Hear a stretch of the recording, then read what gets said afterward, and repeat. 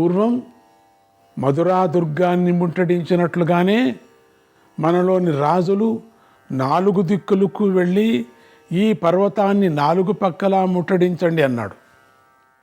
జరాసంధుడి మహోపన్యాసం విని తక్కిన రాజులంతా మౌనంగా ఊరుకున్నారు. కానీ శిశుపాలుడు మాత్రం ఇలా అన్నాడు: జరాసంధ చక్రవర్తి, మీరు చెప్పేది చాలా కష్టమైన పని. ఇక్కడి రాళ్ళు చాలా పెద్దవిగా ఉన్నాయి. వీటిని పేల్చడం, పగలగొట్టడం అంత తేలికైన పని కాదు. ఇక్కడ ముళ్ళు చెట్లు ఎక్కువ కనిపిస్తున్నాయి. ఇక్కడ దారులను నిర్మించడం చాలా తేలికైనటువంటి పని కాదు. ఇది సులభమైన పని కాదు. కనుక నేను ఉపాయం చెప్తాను, ఆలోచించండి. ఈ పర్వతం చుట్టూ ఎండు పుల్లలు గడ్డి పోగు చేసి నిప్పు అంటించేస్తాం. దాంతో అన్ని పక్కల కారుచిచ్చు అంటుకొని ఈ పర్వతం మీద ఉన్నటువంటి చెట్లన్నీ మాడిపోతాయి. మన దగ్గరున్న సైన్యాలు పర్వత యుద్ధానికి అలవాటు పడినవి కావు. అందువల్ల వీళ్ళు కొండ ఎక్కడం కూడా కష్టమే. అదిగాక శ్రీకృష్ణ బలరాములు ఈ పర్వతాన్ని దుర్గంగా చేసుకొని యుద్ధం చేద్దామని ఆలోచిస్తున్నట్లు కనిపిస్తుంది. వాళ్లకు కొండ మీద ఆహారము నీళ్లు దొరుకునంత కాలం యుద్ధం చేస్తూనే ఉంటారు. ఎంతవరకు దొరుకుతాయో అంతవరకు. వాళ్ళకి అన్నోదకాలు లేకుండా చేయాలంటే ఈ కొండను తగలబెట్టడం ఒక్కటే మార్గం. ఉన్నది ఇద్దరే కదా, వీళ్ళని పట్టుకోవడం ఎంత అని మనం అనుకోవడానికి వీలు లేదు. వాళ్ళ పరాక్రమాన్ని మనం ఇప్పటికే చాలాసార్లు అనుభవించున్నాం. వీళ్ళిద్దరూ మానవాతీతమైన శక్తులను ప్రదర్శిస్తున్నారు. కనుక వీళ్ళకి అన్నపానీయాలు లేకుండా చేసి వాళ్ళంతట వాళ్ళుగా కొండ దిగేటట్లు చేసి అప్పుడు వాళ్ళను పట్టుకోవడమే మంచిది. అదే మనకు జయకరం. లేదంటే చిక్కుకొని వాళ్ళిద్దరూ కొండ మీదే బూడిదైపోతారు. అది మనకు మరీ మంచిది అన్నాడు. శిశుపాలుడి మాటలు రాజులందరికీ బాగా నచ్చాయి. ఎందుకంటే ఆ కొండ ఎవరు ఎక్కలేరు. అందుకని చుట్టూ ముళ్ళ కంపలు, పెద్ద పెద్ద రాళ్ళు, అసలు ఎక్కేది తెలియదు ఈ సైన్యానికి. అంతా కింద తట్టు ఉండే యుద్ధం చేసేవాళ్ళు. వీళ్ళెక్కడెక్కుతారు? జరాసంధుడు కూడా ఈ సలహాకి ఒప్పుకున్నాడు, బాగుంది అని. వెంటనే వారు తమ సైన్యాలన్నీ పర్వతానికి కొంచెం దూరంగా జరిపి, అందరూ వెళ్ళండి, బుడ్డీలు తాగేవాళ్ళు, మీకు అందరికీ అంటుకపోతుంది ఇంక మంట, అందరినీ దూరం పెట్టాడు. పర్వతానికి చుట్టూతా ఎండు చెట్లు, వెదురు బొంగులు, ఎండుగడ్డి మొదలైనవన్నీ పోగేసి 4 పక్కల ఒకేసారి నిప్పట్టించాడు. కొద్దిసేపట్లోనే ఆ మంటలు బాగా అంటుకొని పర్వతానికి 4 పక్కల ఒకేసారి కారుకిచ్చు కొమ్ముకొచ్చింది. సామాన్యంగా కొండల మీద కారుచిచ్చు అంటుకుంటూ పోతే గాలివాటం ఉన్న ఒక్కవైపుకు మాత్రమే మంటలు వ్యాపిస్తాయి. కానీ ఇక్కడ పనిగట్టుకొని 4 వైపుల మంటలను పెంచుతున్నారు. కనుక కొండ 4 వైపులా చెలరేగి పచ్చని మహావృక్షాలను కూడా మలమలా మార్చసాగాయి.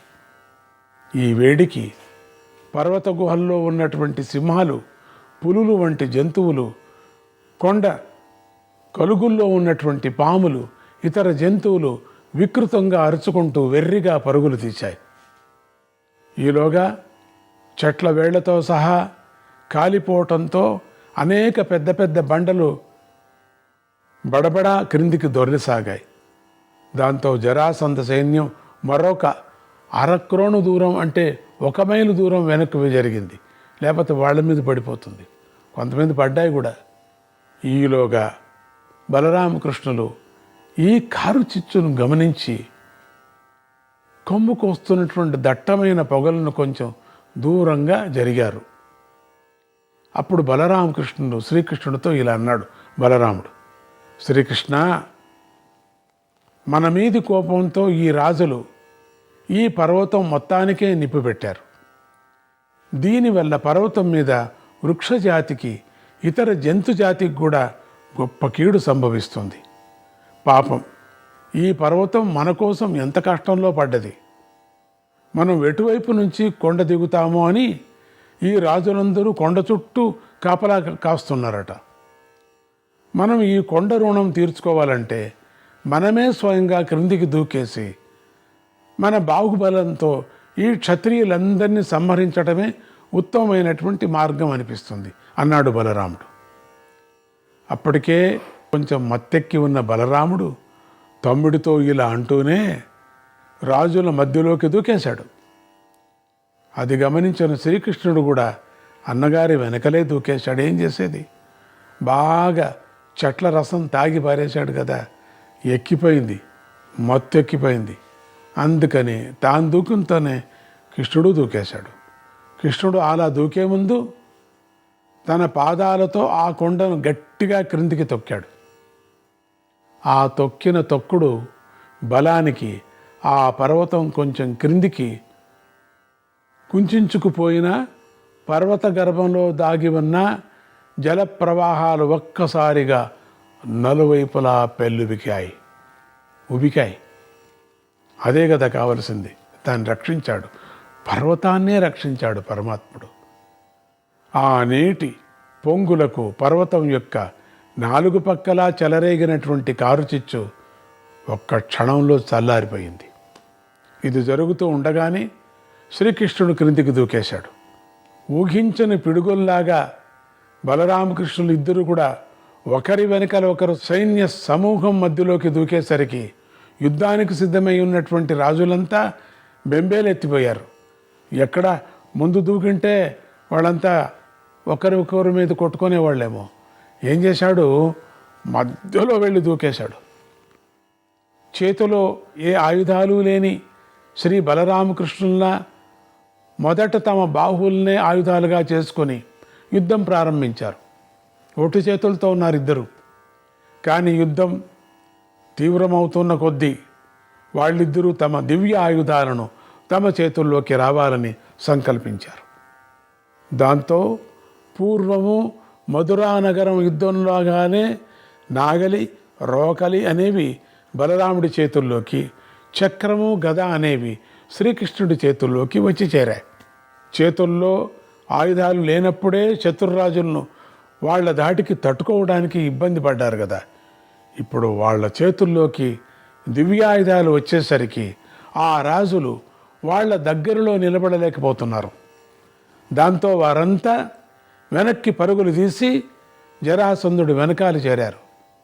జరాసంధుడు వారందరినీ నానా తిట్లు తిట్టి మళ్ళీ యుద్ధరంగంలోకి పంపించి పిల్లుల్లాగా అంతా జరాసంధుడు చుట్టూ చేరారు. వెనక్కు దాక్కున్నారు అందరూ కూడా. జరాసంధుడు పోండి యుద్ధానికి అన్నారు. యుద్ధరంలోకి పంపించి మళ్ళీ తాను కూడా స్వయంగా యుద్ధంలోకి దిగాడు. బలరాముడు తన నాగలితో రథాలను, ఏనుగులను కూడా పక్కకు గుంజి విపారేశాడు. ఎందుకంటే వీళ్ళందరూ రాక్షసులు. తన రోకలితో వాటిని నుగ్గు చేస్తున్నాడు. శ్రీకృష్ణుడు తన చక్రంతోనూ గదతోనూ 1000 మందిని సంహరించేస్తున్నాడు. నెత్తురు ఏర్లు అయి ప్రవహిస్తుంది. ఒక దశలో మళ్ళీ శత్రు సైన్యాలు వెనక్కి పారిపోవటం మొదలుపెట్టాయి. అప్పుడు శ్రీకృష్ణుడు వాళ్ళని ఎత్తి పొడుస్తూ, ఓహో మహావీరులారా, నేను మా అన్నగారు కేవలం పాదచారులుగా ఉన్నాం. మీకు రథాలు, గుర్రాలు, ఏనుగులు, సైన్యాలు అన్నీ ఉన్నాయి. అయినా మీరు ఎందుకు పారిపోతున్నారు? ఇదేంటి పారిపోయే యుద్ధమా ఇది? 17 మాటలు పారిపోయారు మీరు చక్రవర్తి అని నెత్తి మీద పెట్టుకున్న ఆ జరాసంధుడు ఎక్కడికి పోయాడు? అతడు మా ముందుకు రాడేమి? ధైర్యం చాలట్లేదా అని బాగా రెచ్చగొట్టాడు. ఈ మాటలు విని దరదుడు అనేటువంటి రాజు మండిపడుతూ, ఓ బలరామ, నీకు పరాక్రమం ఉంటే నాతో యుద్ధం చేయి అంటూ బలరాముడి మీదికి దూకాడు. కానీ త్వరలోనే అతని శిరస్సు బలరాముడి రోకలి దెబ్బలకు ముక్కలైపోయింది. దీంతో రెచ్చపోయినటువంటి జరాసంధుడు ఒక్కసారిగా బలరాముడి మీదకి విరుచుకుపడ్డాడు. పూర్వం మధురానగరంలాగానే ఇక్కడ కూడా ఘోరాతి ఘోరమైనటువంటి గదాయుద్ధం జరిగింది. ఒక దశలో బలరాముడి గద సూటిగా జరాసంధుడి నెత్తి మీద పడబోతుంది. ఇంకా అయిపోయింది ఇంకా. ఇంతలో ఆకాశం నుంచి దేవవాణి ఉచ్చస్వరంతో, బలరామా ఎందుకు తొందరపడతావు, మళ్ళీ అదే ప్రకారంగా. ఏంటి ఇటు సావడా అనుకున్నాడు పాపం. చచ్చే సమయానికి సరిగా ఈ ఆకాశవాణి ఎక్కడి నుంచి వస్తుంది తెలియటం లేదు.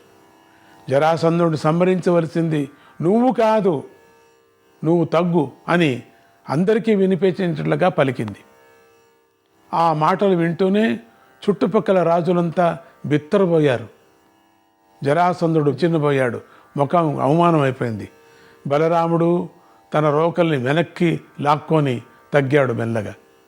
ఎప్పుడైతే జరాసంధుడు యుద్ధం మాని వెనక్కి వచ్చేశాడో అప్పుడే ఇతర రాజులు, వారి సైన్యాలు కూడా మౌనంగా వెనక్కి నడిచాయి. సైన్యాలు వెనక్కి వెళ్ళిపోవడంతో ఎక్కడెక్కడికి నక్కలు, కుక్కలు, కాకులు, గద్దలు మొదలైన మాంసభక్షక జంతువులన్నీ, క్లీనింగ్ డిపార్ట్మెంట్ ఇది. కుక్కలు, నక్కలు ఇవన్నీ మాంసభక్షకులు కదా, కాకులు, గ్రద్దలు, ఈ జంతువులన్నీ అక్కడ పడి రాబంధువులు ఆ శవాల మీద పడి పిక్కు తినటము మొదలుపెట్టాయి. శుభ్రంగా క్లీన్ చేశాయి. జరాసంధ పరివారం అంతా వెనక్కి వెళ్ళిపోతూ ఉండగా జరాసంధ పరివారం అంతా కూడా దానిలోనే ఉన్నట్టు చేదీ రాజైన దమఘోషుడు మాత్రం వెళ్ళిపోకుండా నిలబడి మెల్లిగా శ్రీకృష్ణుడి దగ్గరకు వచ్చి ఇలా అన్నాడు, ఓ యాదవనందన, నేను నీ మేనత్త భర్తను, చేదీ దేశపు రాజును. నన్ను దమఘోషుడు అంటారు. నేను నా సైన్యంతో సహా నీ దగ్గరకు వచ్చేశాను. నన్ను ఆదరించు. నేను పూర్వమే జరాసంధుడితో అతనికి ఈ యుద్ధం తగదని, అతను శ్రీకృష్ణుడిని జయించలేడని, మనం జయించడానికి వీల్లేదని నేను చెప్పా. ఆ గర్వాంధుడు నా మాట వినక నీ మీదికి యుద్ధానికి వచ్చి మళ్ళీ పరాజయం పాలై పారిపోతున్నాడు. నేను ఆ జరాసంధుడి యొక్క పక్షాన్ని వదిలేశానిక నీ పక్షంలోకి చేరిపోతున్నాను. అందుకే నీ హితం కోసం 2 మాటలు చెబుతున్నాను. శ్రీకృష్ణ, పిశాచాలు తిరిగే ఈ శవాల గుట్టల మధ్యలో, ఈ గుట్టల మధ్యలో మీరిద్దరూ ఎక్కువసేపు ఉండటం క్షేమం కాదు. ఇక్కడ దగ్గరలోనే కరవీరపురం అనే నగరం ఉంది. అక్కడ వాసుదేవుడు అనే రాజు ఉన్నాడు. అతడికి శృగాలుడు అనేటువంటి మరో పేరు కూడా ఉంది. మీరు నా రథం ఎక్కండి, మనం అందరం కలిసి ఆ రాజు దగ్గరికి వెళదాం. ఆ తర్వాత ఏం చేయాలో అక్కడ ఆలోచిద్దాం అన్నాడు. శ్రీకృష్ణుడు దమఘోషి మాటలను ప్రీతితో స్వీకరించి ఇలా అన్నాడు, చేదీ రాజశ్రేష్ఠ, మీరు బంధుత్వానికి తగిన మంచి మాటలు మాట్లాడారు. మాకు పెద్ద దిక్కుగా నిలబడుతున్నారు. అందుచేత ఇక ముందు కూడా మాకు జయం ఖాయమనే ధైర్యం కూడా పెరుగుతూ ఉంది. మీరు అన్నట్లుగానే జరాసంధుడు పారిపోతున్నాడు కానీ వైరాన్ని వదిలిపెట్టలేదు. సమయం చూసుకొని మళ్ళీ మా మీదకి దూకుతాడు. ఇదే పని, దూకటం, మేము యుద్ధం చేయటం, మళ్ళీ పారిపోవటం. ఏమిటో మాకు అర్థం కాలేదు. వాణ్ణి నరుకుదామంటే ఆకాశవాణి అడ్డం పడుతుంది, మాటికి పలుకుతుంది. ఎప్పుడు వాడికి ఆయస్తో తరుగుతుందో తెలీదు. నిజమే మీరు చెప్పేది, ఇక్కడ అన్నీ భూత ప్రేత పిశాచాలన్నీ తిరుగుతున్నాయి. బాగలేదు ఇక్కడ. మీరు చెప్పినట్టే పెద్దవాళ్ళు మీరు, అందుకని మీరు చెప్పినట్టే చేస్తాను. జరాసంధుడు అతనే కాదు, మరికొందరు కూడా దూకుతారు. జరాసంధుడితో పాటు యుద్ధం చేస్తూనే ఉన్నారు. మీరు సమీప భవిష్యత్తులో అనేక మహాయుద్ధాలను చూస్తారు. శత్రువీరులైన రాజులంతా మా ఈ గోమంత పర్వత ప్రాంత యుద్ధాన్ని చక్ర యుద్ధమని, ముసల యుద్ధమని పిలుస్తారు అన్నాడు శ్రీకృష్ణుడు. స్నేహభావంతో వారు అక్కడికి చేరేటప్పటికీ అక్కడి పరిస్థితి అలా లేదు. కరవీరపురాధీశుడైనటువంటి శృగాలుడికి సైన్య సమేతులైన శ్రీకృష్ణ బలరాములు తన నగరం దగ్గరికి వచ్చారని తెలిసేసరికి అతడు మండిపడ్డాడు. ఇది స్నేహపూర్వకమైన రాక అని అతడు నమ్మలేదు. అందువల్ల అతను వారి మీదికి ఎదురుదాడికి సిద్ధపడ్డాడు, భయపడ్డాడు. అతడు పూర్వము గాయత్రీ మంత్రోపాసన బాగా చేసి సూర్యభగవానుని ప్రత్యక్షం చేసుకొని ఆయన ద్వారా ఒక అపూర్వమైనటువంటి రథాన్ని వరంగా సంపాదించాడు. అందువల్ల అతను పరాజయం అనేది లేనే లేదని అతను గట్టిగా భావిస్తూ ఉండేవాడు. ఆ గర్వంతో శృగాలుడు సేనా సమేతుడై సరాసరి శ్రీకృష్ణుడికి ఎదురుగా నిలిచి ఇలా అన్నాడు, శ్రీకృష్ణ, గోమంత పర్వతం దగ్గర నువ్వేదో యుద్ధం చేశావని, గెలిచావని నేను అప్పుడే విన్నాను. అయితే నువ్వు గెలిచింది పనికిరాని రాజుల్ని, శక్తి లేని రాజుల్ని, నీకు అసలు యుద్ధంలో అనుభవమే లేదు. అలాంటి వాడివి ధైర్యం చేసి నా మీదికి దండెత్తి వచ్చావు. మామూలుగా వచ్చారు వీళ్ళు, దండెత్తి అనుకున్నాడు పాపం. నీకు అంత యుద్ధ శక్తి ఉంటే మనిద్దరము ద్వంద్వ యుద్ధం చేద్దాం. అనవసరంగా ఈ సైనికులకు చంపడం దేనికి? నా పేరు వాసుదేవుడే, నీ పేరు వాసుదేవుడే కదా. మనిద్దరిలో ఎవరు గెలిచినా లోకంలో ఒక్కడే వసుదేవుడు మిగిలి ఉండాలి. దమ్ముంటే ద్వంద్వ యుద్ధానికి దిగు అన్నాడు. శ్రీకృష్ణుడు ఆ మాటలు విని, సరే అయితే నువ్వే ముందుగా కొట్టు అంటూ తన చేతిలోకి చక్రాయుధాన్ని తీసుకొని రథం మీద నిశ్చలంగా నిలబడ్డాడు. శృగాలుడు వెనువెంటనే విజృంభించి రకరకాల ఆయుధాలను శ్రీకృష్ణుడి మీదకి విసిరికొట్టాడు. ఒక రథం పట్టుకొని ఇంత అహంకారం వీడికి. అవన్నీ పర్వతం మీదకి పట్ట గులకరాళ్ళులాగా శ్రీకృష్ణుడి తగిలి కింద పడిపోతున్నాయట. ఏంటేంటో వేసి కొట్టాడట. పర్వతానికి తగిలితో గులకరాళ్ళు అట్లా అయిపోయినాయి.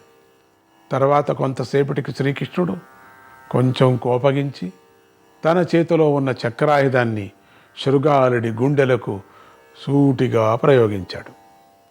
శృగాలుడు ఆ చక్రాన్ని పెద్దగా లక్ష్యం చేయక వేరే ఆయుధాలను కృష్ణుడి మీదకు ప్రయోగించబోయాడు. ఈలోగా శ్రీకృష్ణుడి చక్రం వచ్చి శృగాలుడి కవచాన్ని, గుండెల్ని కూడా చీల్చి పారవేయడంతో శృగాలుడు మొదలు నరికిన చెట్టుల్లే నేల మీదకి ఒరిగిపోయాడు. అట్లా వేళ్లతో నరికి పారేశాడు. శృగాలుడి ప్రజలకి, సైన్యానికి శృగాలుడి మీద చాలా గట్టి అభిమానం ఉన్నట్లుగా ఉంది. వారంతా శృగాలుడి శవం చుట్టూ చేరి బోరు బోరున విలపించసాగారు. ఇది గమనించినటువంటి శ్రీకృష్ణుడు అక్కడి సైన్యానికి, ప్రజలకు కూడా అభయ ప్రదానం చేస్తూ, నాకు మీ రాజుతో వైరం లేదు, మీ మీద అసలే లేదు. మీ రాజు నా మీదికి యుద్ధానికి దూకాడు కనుక నేను యుద్ధం చేశాను. నేను మిమ్మల్ని ఎవరిని చంపను, మీరు ఎవరూ భయపడవలసిన పని లేదు అని బిగ్గరగా ప్రకటించాడు. ఈ ప్రకటన విన్నాక వాళ్ళ ఏడుపులు మరింత పెరిగాయి. ఈలోగా శృగాలుడి అంతఃపుర స్త్రీలు కూడా అక్కడికి పరుగులు పరుగులు వచ్చి శృగాలుడి శవం మీద పడి చాలాసేపు విలపించారు. ఇంతలో కొంతసేపు అయ్యాక శృగాలుడి పట్టపురాణి అయినటువంటి పద్మావతీదేవి తన ఏకైక పుత్రుడైనటువంటి చక్రదేవుణ్ణి వెంట పెట్టుకొని శ్రీకృష్ణుడి దగ్గరికి వచ్చి విలపిస్తూ ఇలా విన్నవించుకుంది, వీరా, నువ్వు ఒకే ఒక దెబ్బతో ఎవరిని వధించావో ఆ వీరుడి పుత్రుడే ఈ బాలుడు. వీడు బాలుడు, ఇప్పుడు దిక్కులేనివాడు, నిన్ను శరణు వేడుతున్నాడు. మా మహారాజు ముందే స్నేహాస్తం చాచి ఉంటే, నీకు స్వాగతం పలికి ఉంటే ఇలా నీ చక్ర ఘాతానికి బలి అయి ఉండేవాడు కాదు. వీరా, ఇక ఈ పిల్లవాడిని నీ సొంత పిల్లవాడిలాగా రక్షించవలసిన బాధ్యత నీ మీదే ఉంది అన్నది. నారాయణ నారాయణ, హరే కృష్ణ.